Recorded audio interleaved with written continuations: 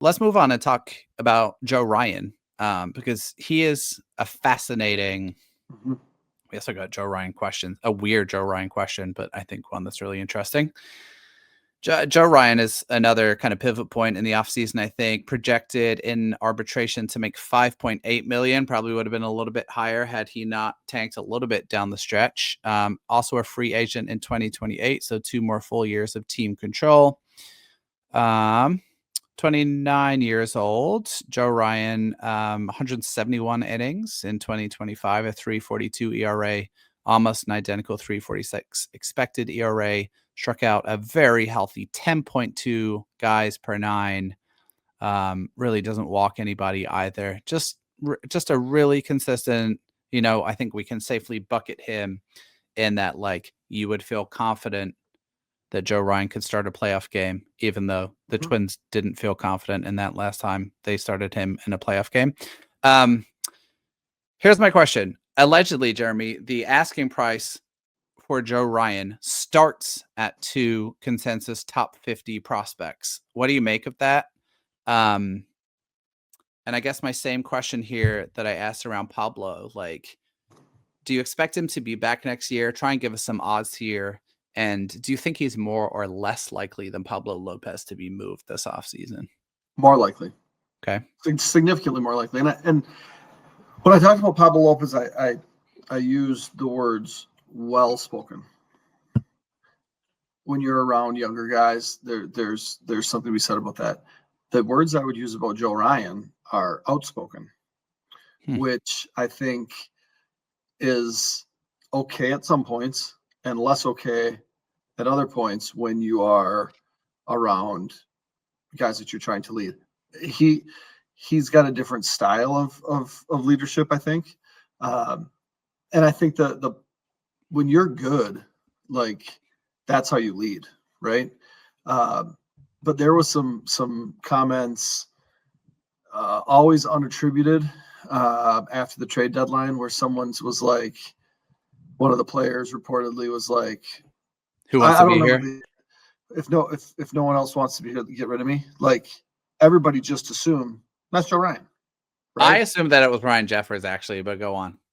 Really? Yeah, I don't know why. It's just what the thought that popped into my head. But continue. For me, that was like that would totally be a Joe Ryan thing, and it makes sense given how Joe Ryan is. I think the return, because it's not a huge guarantee, would be significant. Knowing that if you get 2 years of Joe Ryan in a trade, and you don't re-sign him, you're gonna QO him and recoup at least a little bit. There was a report earlier this week about the Angels' interest in him. Okay, so can we talk about that for a second? Because you brought it up. So someone actually reached out to us on Twitter to ask about this. I want to try and find Raphael. Thank you for bringing this. I had not read this. Had you heard this rumor before about the Angels and Joe Ryan before someone kindly linked it to us? MLB Trade Rumors reported it like yesterday morning, and then the question came shortly after that. Okay, so let's just talk about that for a second, because someone else, Wyatt, also asked a question around, like, what do you guys have prospect crushes from other teams you would want the Twins to trade for? And I think it brings up a logical conversation in this Ryan trade of, like, what teams might be good fits. So let's deal with the Angels fit first.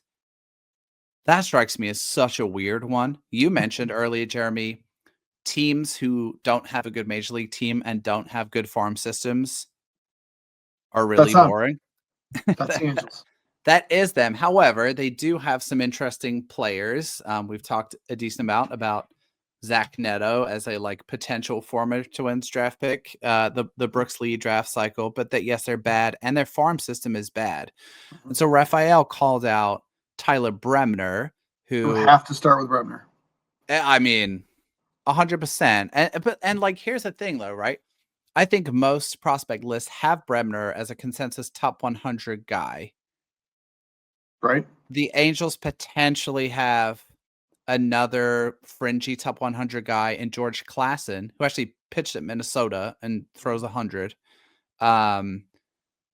What the Angels don't have is, like, any hitting prospects who aren't, like, 18. And Yep. so, like, that's kind of my wondering and them being brought up is it's like, to me, it would have to be, okay, could you do Tyler Bremner and like an MLB bat Right. as who's the Angels outfielder who's really good? I'm blanking Like on a Joe, name. like Joe Adell. No, no, not Joe Adell. I'm thinking of Taylor Ward. there you go. Taylor He's a Ward. free agent. Okay, never mind. But like think see what I know.